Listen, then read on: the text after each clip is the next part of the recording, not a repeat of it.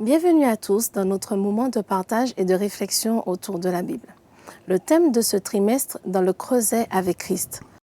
Aujourd'hui, nous allons voir des creusets qui viennent. Dans la vie, nous avons différents moments difficiles. Maintenant, quelles sont les causes de ces moments difficiles? Pourquoi? Comment on y fait face? Énormément de questions, d'interrogations qui restent malheureusement souvent sans réponse.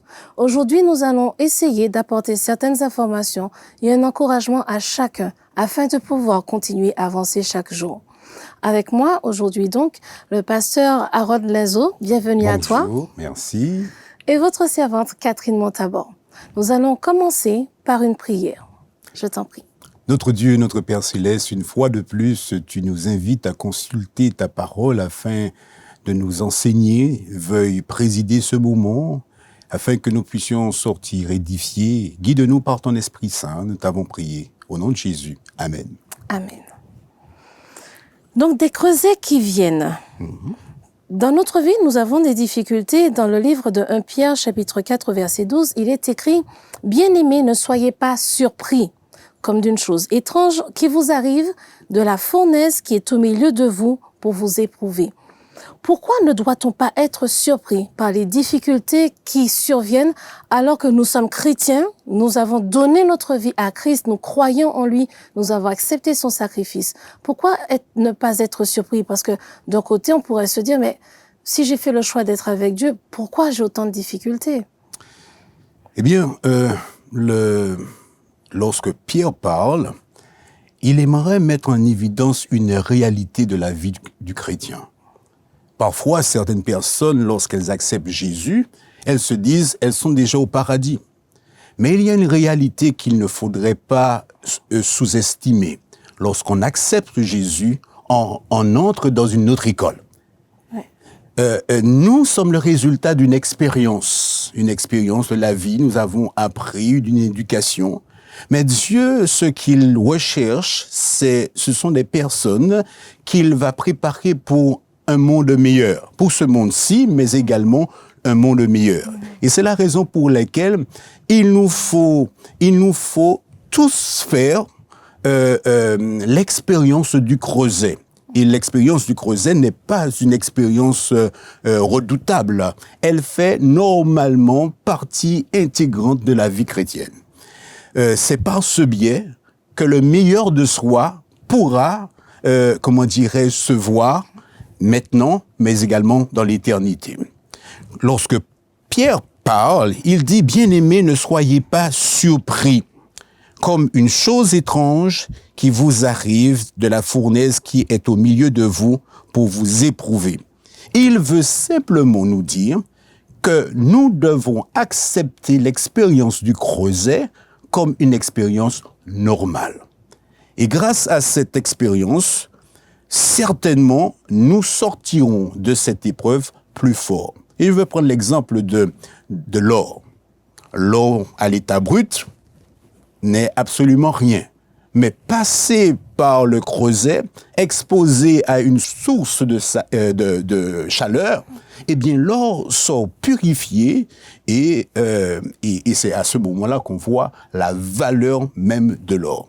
Donc, c'est une expérience incontournable du chrétien afin qu'il puisse, dès à présent, jouir des bienfaits, des grâces du ciel, mais également se projeter dans un avenir plus lointain en présence de Dieu.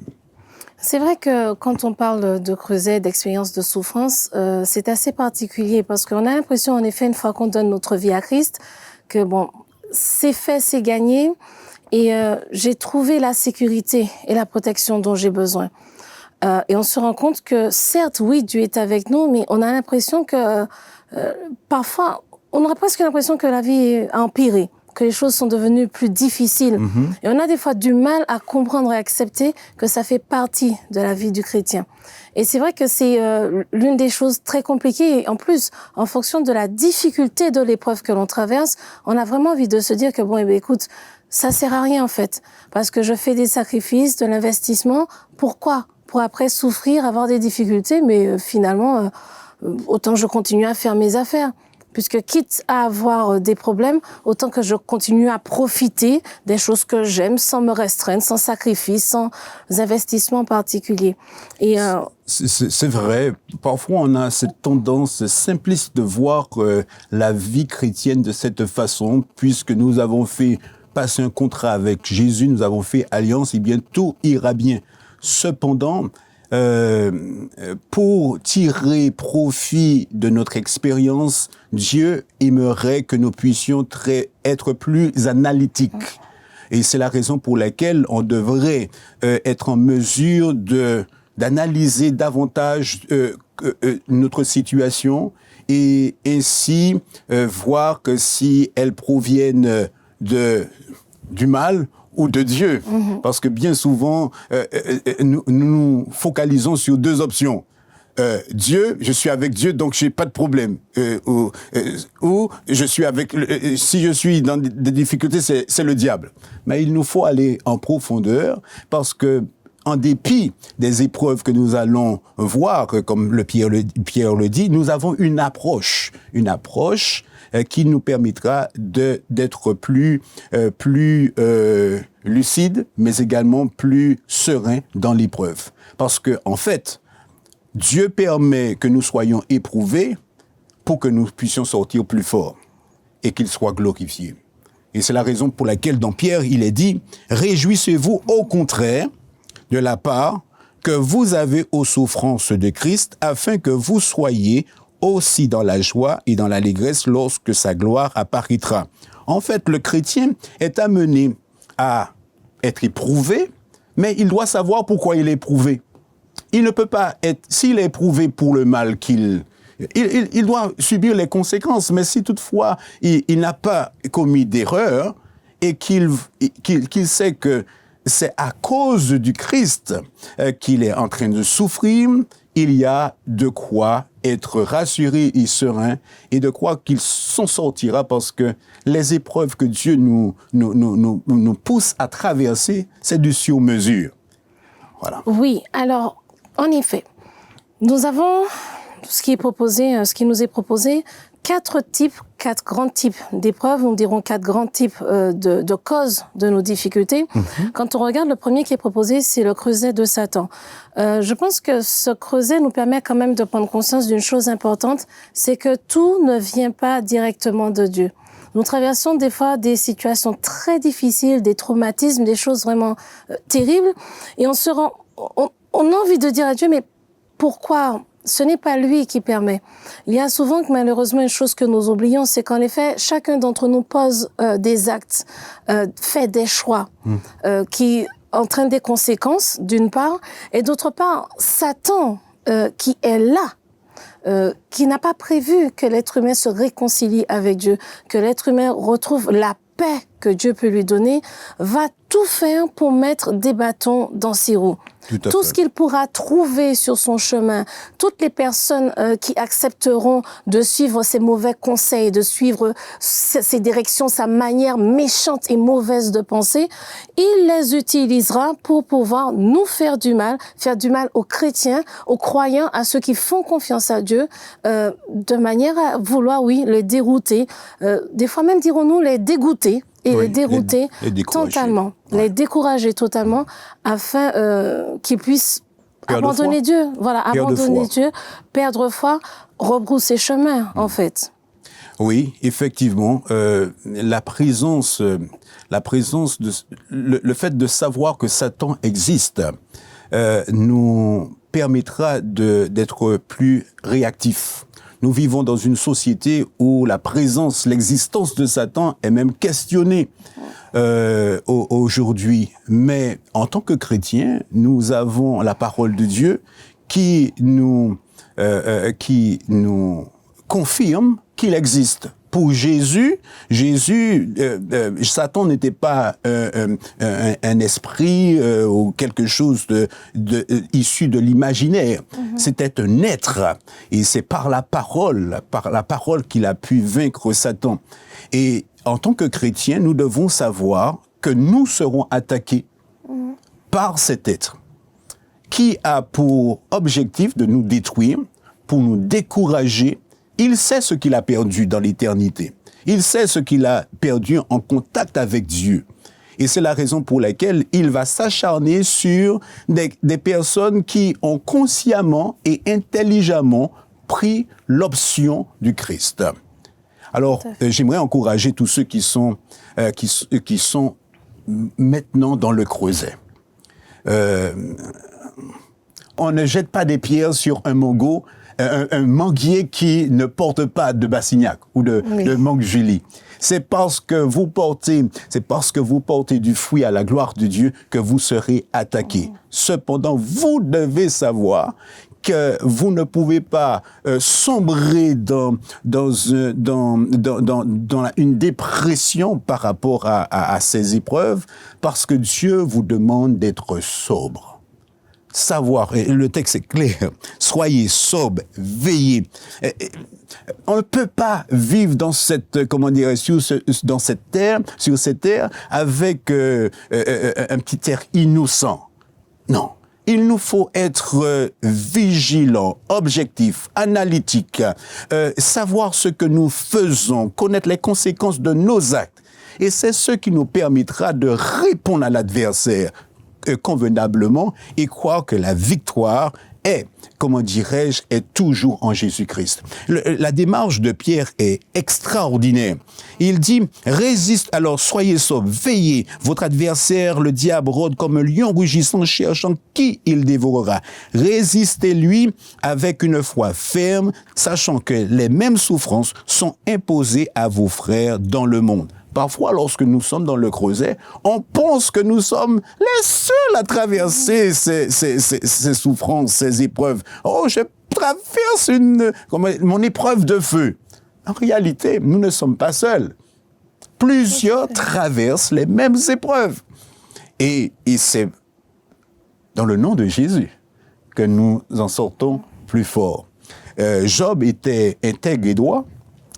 Et Satan vous connaissez comment Satan a ravagé sa famille, ses biens, ses possessions. Mais dans toutes ces choses, Job ne pécha pas parce qu'il avait la crainte de Dieu. Et c'est grâce à cette crainte qu'il put apprendre davantage du Dieu bienveillant à son endroit et recevoir le double de ce qu'il avait en possession. Donc, oui, Satan existe. L'expérience du creuset, oui, sera parfois terrible, mais nous nous en sortirons toujours avec l'aide de Dieu. Tout à fait. Alors, il y a quelque chose aussi sur lequel j'aimerais bien que l'on puisse insister et mettre en évidence. Dès le départ, en effet, tu as parlé d'analyse. Nous avons parlé de différentes causes de nos difficultés. Donc, les 4 propositions que nous avons, ce sont les différents creusets. Mais je crois que des fois, nous ne portons pas suffisamment attention à cette partie de réflexion et d'analyse. Quand Dieu fait quelque chose, il le fait parce qu'il sait comment il a construit l'être humain, il sait comment les choses sont faites et ce qui est pour notre bien. Cet aspect analytique, c'est quelque chose que chaque être humain a besoin d'apprendre à faire, à pratiquer pour sa vie de tous les jours. Parce que quand Dieu nous propose quelque chose, ce n'est jamais uniquement à viser d'éternité, mais aussi à viser d'ici maintenant. Donc c'est pas seulement dans un futur hypothétique, peut-être si jamais je réussis à avoir le salut, mais non. C'est pour commencer aujourd'hui. Et l'un des plus grands éléments que nous avons dans notre main, dans notre possession, nos capacités, c'est l'analyse. L'analyse qui fait partie aussi de ce qu'on appelle la mentalisation, c'est-à-dire ce processus qui nous permet de réfléchir, de comprendre une situation, de l'analyser, et aussi qui va nous permettre de pouvoir comprendre les autres, échanger avec les autres. Donc, sans entrer dans beaucoup de détails, mais il y a quelque chose qui est sûr, c'est que quand on traverse ces situations de crise, quelles que soient les causes, les raisons, il est souvent très difficile pour nous d'analyser.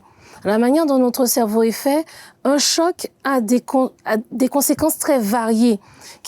on le voit certaines fois, c'est physiquement. On voit les conséquences quasi immédiatement physiquement. À d'autres moments, c'est aussi mentalement. Il y a beaucoup de choses. Et à certaines occasions, l'organisme se dérègle totalement.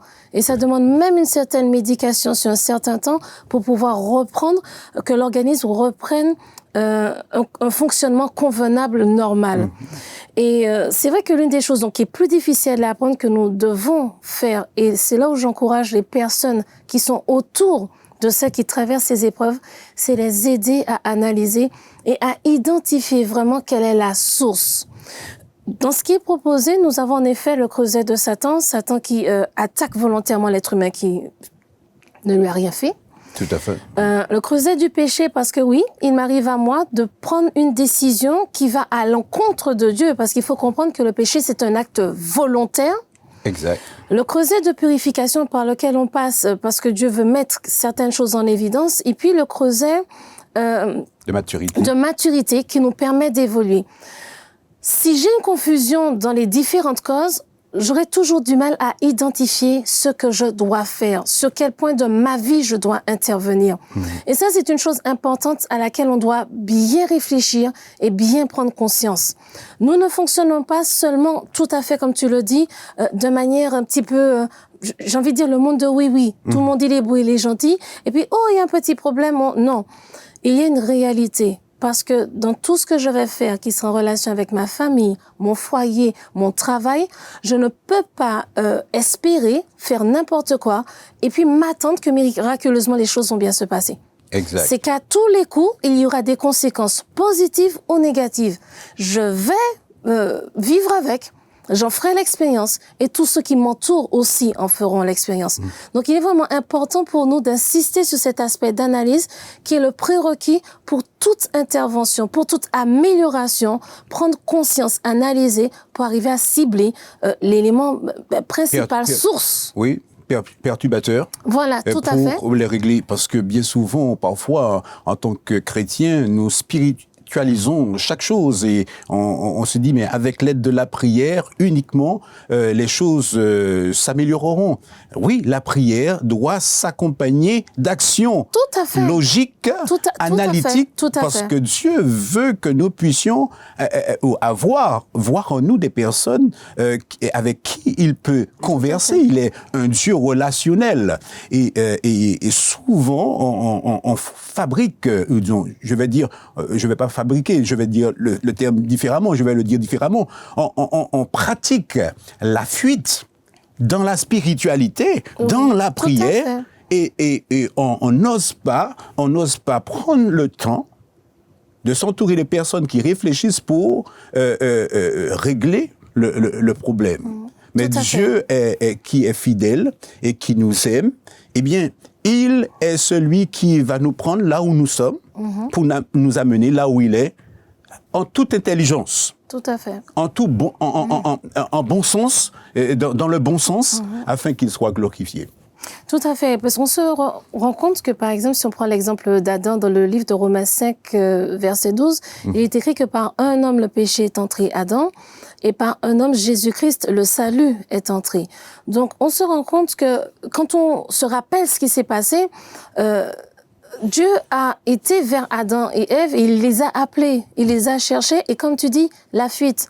La fuite, oui, j'avais peur, la fuite de se cacher, la fuite dans la prière, mais j'ai envie de dire dans la prière, pas la prière communication, mais la prière, je parle. Exact. Non, la prière communication comme la relation avec Adam et Dieu. Mais pourquoi? Mais où étais-tu? Je t'ai cherché. Je me suis caché parce que j'ai peur. L'action de sortir et de dire à Dieu, voilà Seigneur, voilà où j'en suis. Regardez la réalité. J'ai peur. Pourquoi? Parce que j'ai commis une erreur. J'ai fait quelque chose que je n'aurais pas dû.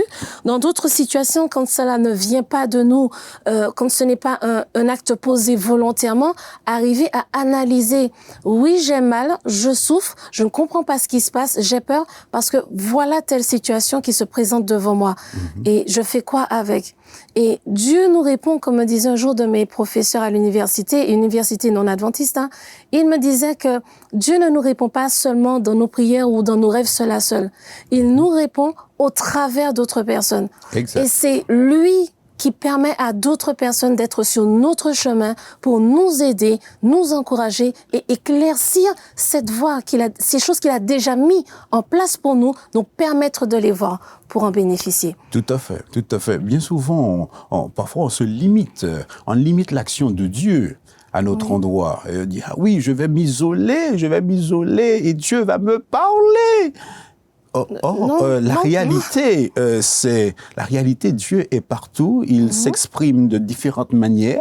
Il va mettre des personnes à nos côtés afin de nous permettre d'être conscients, de nous conscientiser sur des attitudes, des fonctionnements qui ne sont pas à sa gloire.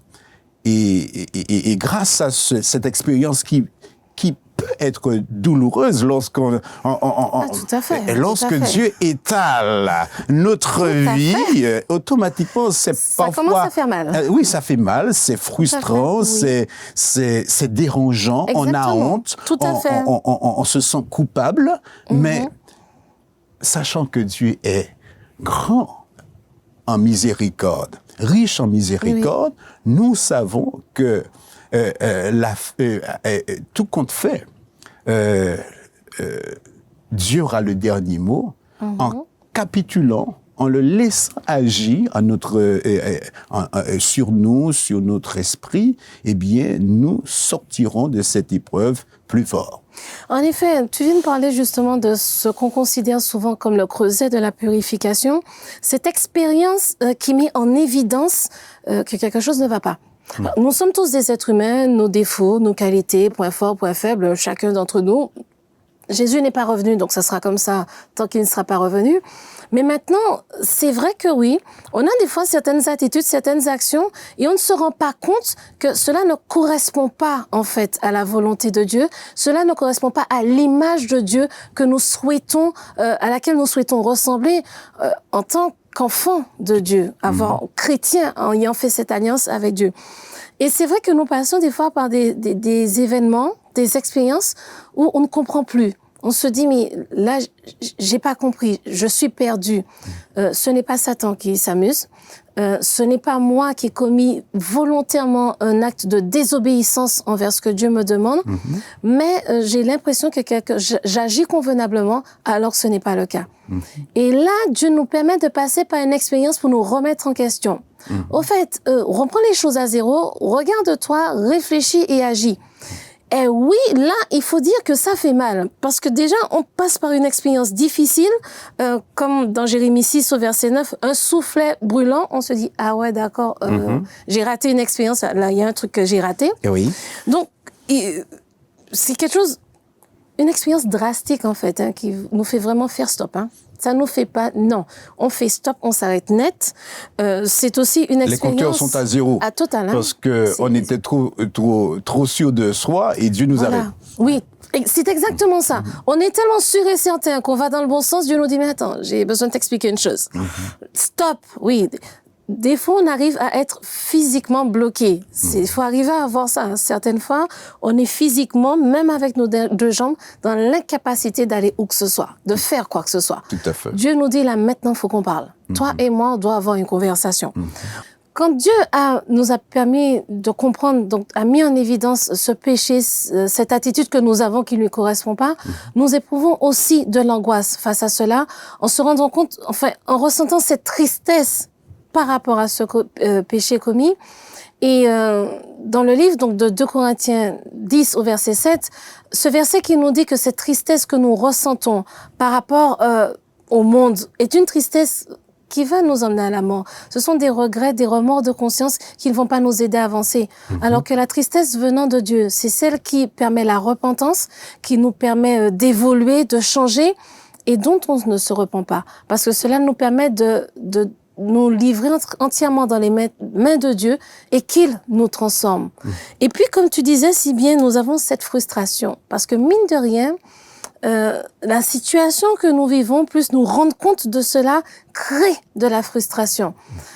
Qu'est-ce qu'on fait de cette frustration? Et ça, c'est une grande question. Parce que abandonner nos anciennes habitudes, c'est inconfortable parce que ça nous pousse à changer, à être différents. Mais faire face à cette frustration, c'est aussi une grande question, en fait. C'est une grande question à laquelle on doit faire face. Alors, c'est vrai, effectivement, lorsque Dieu se présente à nous comme celui qui dit, bon, maintenant, je t'apprendrai un peu plus sur toi. Alors que tu as l'intention alors que tu t'es persuadé d'être sur la bonne voie, eh bien, aujourd'hui, je te montrerai le chemin de la sainteté.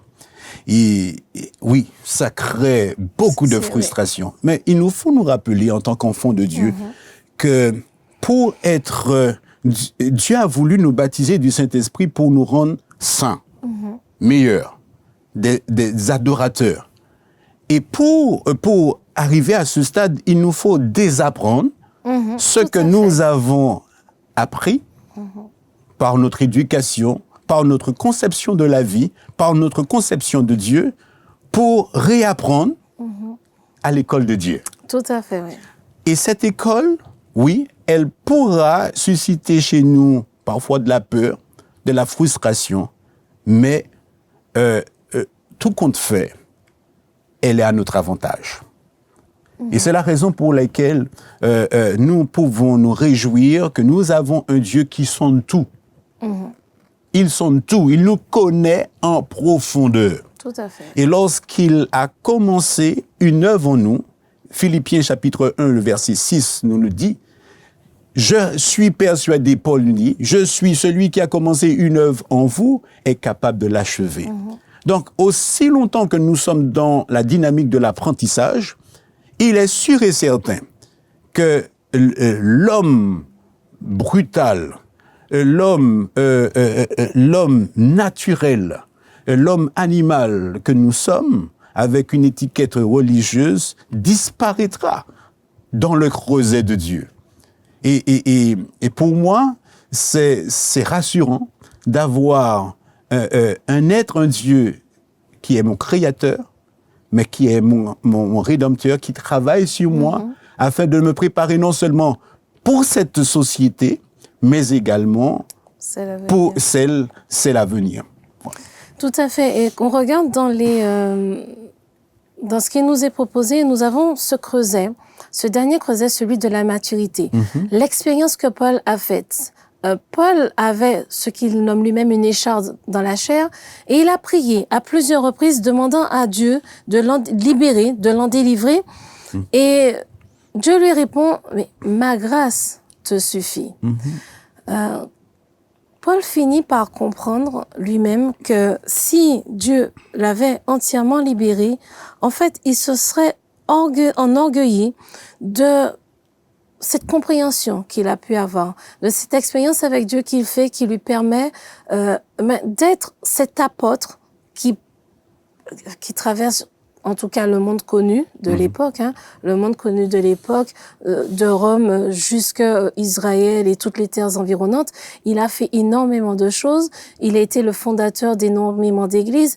La majorité d'ailleurs des lettres du Nouveau Testament viennent de Paul. Lui. Oui. Donc et ce n'est qu'une partie. Voilà, et ce n'est qu'une partie de ces lettres que nous avons retrouvées, qui ont été retrouvées. Donc on se rend compte qu'en effet, c'est quelqu'un en plus qui a vraiment vécu ce qu'on peut appeler son succès pendant sa vie, pendant sa jeunesse. Donc c'est pas quand il était grabataire qu'il s'est rendu compte qu'on l'écoutait. Non, il était jeune, actif quand il s'est rendu compte de l'impact qu'il avait quand il parlait de la parole de Dieu. Donc c'est quelqu'un qui, en effet, a pu comprendre et a vécu ça. Mais je crois que surtout, cela nous indique ce que l'on dit depuis le début, être avec Dieu, c'est du raisonnement et de la sagesse. Le recul de se rendre compte que, oui, Dieu sait que nous avons besoin de cette reconnaissance en tant qu'être humain. Paul en avait besoin, il l'a eu. Mais il ne souhaitait pas que cela perde Paul, que ce qui correspond à notre besoin doit devenir notre perte. Et il est en train de lui dire, je sais que tu iras loin, que tu feras beaucoup de choses, mais ta nature humaine va faire que je risque aussi de te perdre et que tu risques de perdre la vie éternelle. J'ai besoin de toi en tant que mon outil, mon missionnaire, mais il faut que tu restes avec moi jusqu'au bout. Et Paul a eu cette sagesse de le reconnaître et aussi parce qu'il avait cette relation sincère et honnête avec Dieu. Et je crois que c'est vraiment quelque chose que l'on doit retenir, quel que soit le type de difficulté que nous traversons. Nous devons analyser et arriver à prendre conscience de savoir quel type de difficulté je traverse. La compréhension permet le soulagement, une certaine paix. On arrive à s'y retrouver. On n'est plus autant embué, embrouillé. Ok, je sais où j'en suis. Ça permet ensuite de voir qu'est-ce qu'il y a à faire. Nous n'aurons pas à agir, que ce soit dans le creuset de Satan, du péché, de la purification ou de la maturité, de la même manière. Ce que nous allons mettre en action pour pouvoir avancer et traverser, surmonter ces obstacles, ça ne sera pas la même chose. Donc si je n'arrive pas à identifier, je ne pourrai pas choisir des alternatives, identifier ces alternatives, ces options, afin de pouvoir choisir et mettre en place ce qui va convenir. Et c'est pour ça que nous aussi, quand nous sommes hors du creuset, aider les personnes d'abord à identifier. C'est pas moi qui vais lui dire. Je vais lui permettre d'identifier le creuset dans lequel elle se trouve, et cela lui permettra à ce moment de pouvoir identifier les options, les alternatives, en sachant que tout ça fait partie du projet de Dieu. C'est pas l'être humain qui décide « Ah, mais qu'est-ce que je fais ?» Non. Comme dans beaucoup d'histoires de la Bible, c'est Dieu qui nous guide auprès des personnes en difficulté pour les aider. Donc c'est par son Esprit Saint que nous avançons et que nous parlons, que nous faisons des choix. C'est parce que lui est vraiment aux commandes de toute la situation que nous avons remise entre ses mains. En effet, effectivement, nous devons comprendre qu'à travers nos expériences, que Dieu est toujours souverain. Et à chaque fois que nous faisons l'expérience du creuset, aussi pénible que ça puisse nous paraître, nous devons comprendre, nous devons nous poser la question, que dois-je apprendre de Dieu? Tout à fait. Et ne jamais douter de sa grande miséricorde à notre endroit, parce que le résultat de l'examen, de ce passage obligé du creuset, devrait normalement produire une meilleure personne, non seulement dans cette société, c'est-à-dire un meilleur ambassadeur du Christ, je ne parle pas de citoyen seulement, un ambassadeur du Christ prêchant la bonne nouvelle du salut, mais également se positionner d'ores et déjà dans sa tête comme un citoyen du royaume éternel de Dieu. Tout à fait. Donc, nous voyons qu'au travers de cette leçon, que quelles que soient les difficultés que nous passons, nous n'allons pas dire que ça n'a pas de valeur, ça n'a pas d'importance et que cela ne blesse pas, bien loin de là. On n'a pas forcément insisté sur cet aspect de souffrance, mais ça ne veut pas dire qu'on n'en tient pas compte et que ce n'est pas réel. La souffrance, la douleur ressentie, qu'elle soit physique ou mentale, morale, elle est réelle. Seulement, nous avons voulu aborder un autre aspect des choses pour apporter des informations, des pistes qui peuvent aider à traverser ces moments ô combien difficiles. Parce qu'il faut comprendre qu'en réalité, quelle que soit la situation que l'on traverse, le type de situation, notre capacité à en tirer des leçons, c'est ce qui va nous permettre de grandir, de devenir plus fort, de devenir, oui, un meilleur citoyen sur cette terre, un meilleur ambassadeur de Christ sur cette terre, se projeter en tant que citoyen du royaume de Dieu et en le disant d'une autre manière, un meilleur enfant, un meilleur parent, un meilleur époux, une meilleure épouse, un meilleur collègue, un meilleur collaborateur. Toutes ces choses, un meilleur ami, tout à fait, un meilleur ami. Toutes ces choses nous impactent aujourd'hui, dans notre vie là maintenant. Et ce ne sont pas des choses que l'on doit négliger en se disant « mais ce n'est que pour le ciel ». C'est ce qui va nous permettre d'avancer ensemble dans cette vie alors que nous traversons de sérieuses difficultés et nous encourager, nous fortifier en sachant que c'est le plan de Dieu pour nous. Amen. C'est ce qu'il veut pour nous, c'est sa bénédiction pour nous. Toutes ces choses sont ses bénédictions pour nous permettre d'avancer chaque jour. Donc, je ne sais pas si tu as un dernier mot de conclusion à partager. Je crois que tu as dit l'essentiel et je crois que nous pouvons dès à présent, à travers, dès maintenant, avec ces différents aspects que nous avons vus du creuset, nous positionner en tant que vainqueurs avec Christ. Tout à fait. Prenons toujours Christ comme partenaire et nous savons d'ores et déjà que nous, quelles que soient les épreuves, les souffrances, nous sommes plus que vainqueurs avec lui. Tout à fait, amen. Donc, nous sommes arrivés au terme de notre échange. Nous réitérons nos encouragements à chacun, sachant que les difficultés de chacun sont différentes.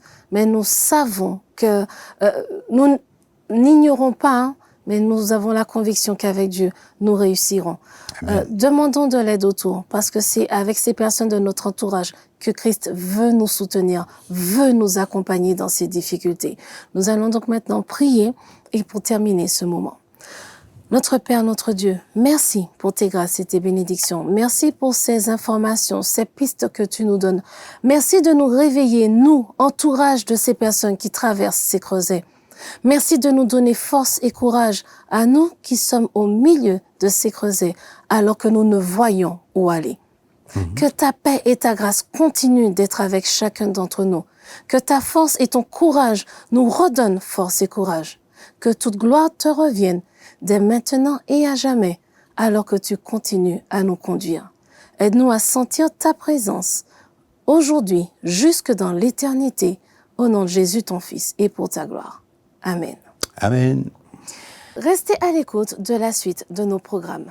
Bonne journée à tous.